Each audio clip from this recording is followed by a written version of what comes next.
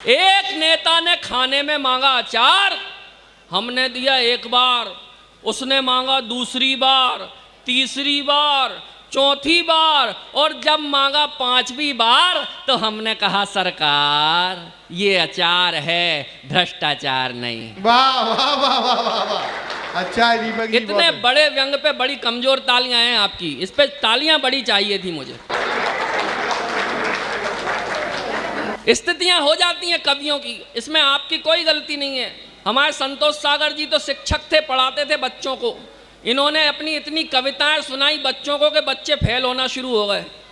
मुख्यमंत्री मोहन यादव जो मध्य प्रदेश के मुख्यमंत्री हैं, उन तक खबर पहुंची, उनने संतोष सागर से कहा कि तुम्हारी कविताओं से बच्चे फेल होना शुरू हो गए, तुम्हारा तबादला मुर्गी पालन विभाग में किया जाता है। भगवान कसम, जैसे ही ये मुर्गी पालन विभाग में पहुंचे, डर के मारे मुर्गियों ने अंडे देना बंद कर दिए।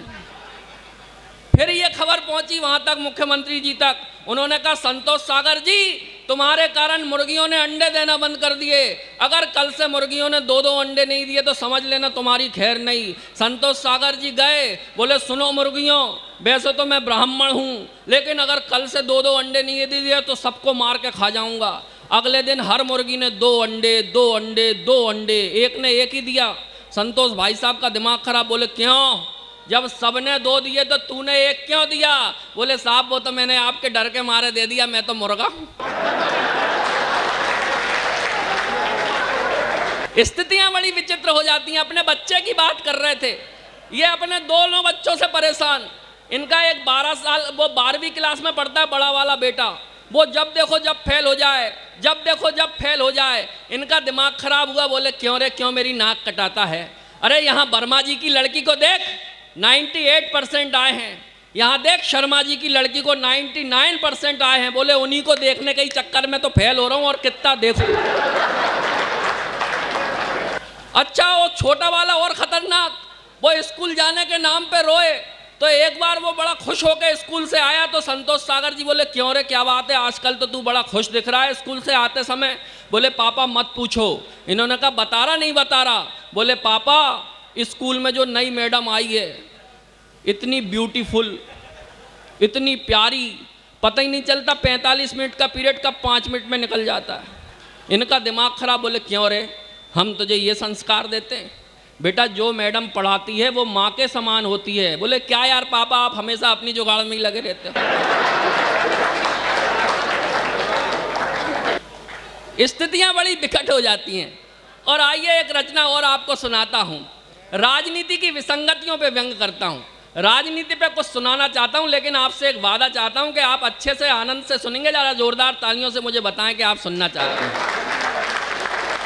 एक इशारा करता हूं, इशारों का कवि हूं, अगर समझ जाए तो अपनी तालियों से बताना। पहली लाइन इशारा करता हूं, मैं कहां की बात कर रहा हूं आप बताना मुझे। सुनिएगा। 10 साल खांसते हुए बिताए आपने तो, 10 साल खांसते हुए बताए आपने तो, हमने बनाई एक औषधि कमल की। गूगल पे सर्च कर लेना, कमल की पेड़, कमल की पत्तियों से खांसी चली जाती है। 10 साल खांसते हुए बिताए आपने तो, हमने बनाई एक औषधि कमल की। औषधि को थोड़ा सा असरदार करने को मात्रा बढ़ाई थोड़ी यमुना के जल की। तो यमुना के जल में थी थोड़ी सी कसर बाकी, मदरा की डोज भी बढ़ाई फिर हल्की। यमुना के जल में थी थोड़ी सी कसर बाकी, मदरा की डोज भी बढ़ाई फिर हल्की। और तैयार हो गई दवाई 5 साल में तो, खांसी ये पुरानी यारों बात हुई कल की। बहुत बहुत धन्यवाद। मैंने पूछा कि भाई साहब आप तो ज्ञान के मंदिर बनवाने की बात कर रहे थे, विद्यालय बनवाने की बात कर रहे थे, ये दारू के ठेके क्यों खुलवा दिए? बोले दीपक भाई पीने के बाद तो ज्ञान अपने आप आ जाता है। ये जवाब होते हैं। मैंने दिल्ली वालों से पूछ लिया, मैंने कहा क्यों हरा दिया, तुम्हारा तो बड़ा चहेता नेता था। तो दिल्ली वालों का जवाब सुनना और झूम जाना। कार्य से समझा था हमने वो तो ठेला निकल गया, कार्य से समझा था हमने वो तो ठेला निकल गया। बंगले के अंदर भैंसों का एक तबेला निकल गया, बंगले के अंदर भैंसों का एक तबेला निकल गया। खास खास कर उम्मीदों का दीपक उसने बुझा दिया, खास खास कर उम्मीदों का दीपक उसने बुझा दिया। पिछवाड़े पे लात मार के फिर हमने भी सुझा दिया। अरे आज भड़ास निकालूं मन की कोई तो समझाओ रे, आज भड़ास निकालूं मन की कोई तो समझाओ। सब बजाओ नहीं तो यही गाता रहूंगा पूरे दिन में। आज भड़ास निकालूं मन की कोई तो समझाओ रे। भाभी जी आप भी बजाइए, भाई साहब आप भी बजाओ, मजाक नहीं कर रहा पीछे वाले। अरे आज भड़ास, और नहीं बजाओगे तो डांस भी कर सकता हूँ।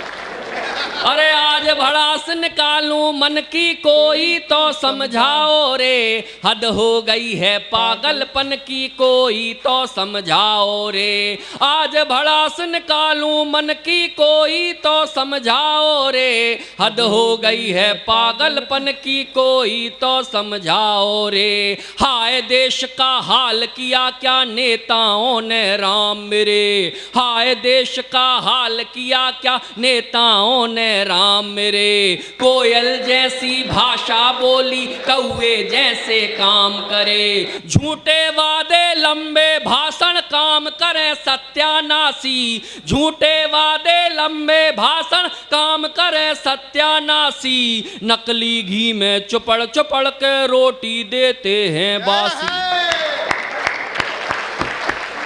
अरे इनको चिंता नहीं वतन की कोई तो समझाओ रे, हद हो गई है पागलपन की कोई तो समझाओ रे। योगी जी ने अभियान चला दिया साहब एंटी रोमियो, प्रेमी प्रेमिका परेशान हो गए। एक जोड़ा योगी जी के पास चला गया, बोले प्रेम पर पहरे लगाने की जरूरत क्यों पड़ी। तो योगी जी ने जो जवाब दिया, क्षत्रिय समाज के लोगों लगे कि ये जवाब हमारे संस्कारों का जवाब है और इससे अच्छा जवाब नहीं होना चाहिए कि प्रेम पर पहरे लगाने की ज़रूरत क्यों पड़ी। तब आपकी तालियां चाहूँगा अगली पंक्तियों पर। जब उन्होंने पूछा कि प्रेम पर पहरे क्यों लगाए, तो योगी जी ने उत्तर दिया, इस युग के दीवानेपन में हमको केवल पाप दिखे, इस युग के दीवानेपन में हमको केवल पाप दिखे। मजनू की औलादों में बस कामदेव का बाप दिखे, मजनू की औलादों में बस कामदेव का बाप दिखे। दिल से दिल का मेल नहीं प्रैक्टिकल वाला प्यार हुआ, दिल से दिल का मेल नहीं प्रैक्टिकल वाला प्यार हुआ। जिसको निजी डायरी समझे वो दैनिक अखबार हुआ। अरे बात प्रेम और चाहत तन की कोई तो समझाओ रे, हद हो गई है पागलपन की कोई तो समझाओ रे। बड़े बड़े पंडाल लगाकर ज्ञान बांटते आप हैं। हमारा भव्य मंदिर बन गया साहब श्री राम का, लेकिन भगवान श्री राम की एक और समस्या है। अगर आपको लगे कि मैंने बिल्कुल ठीक समस्या बता दी है तो अब फिर पूरा समर्थन करना।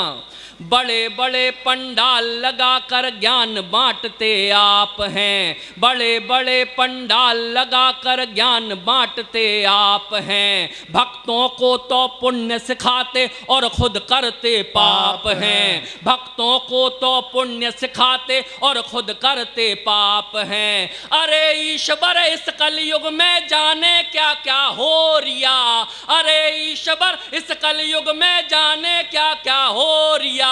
रामचंद्र ये कहें सिया से बाबा नाम डुबोरिया।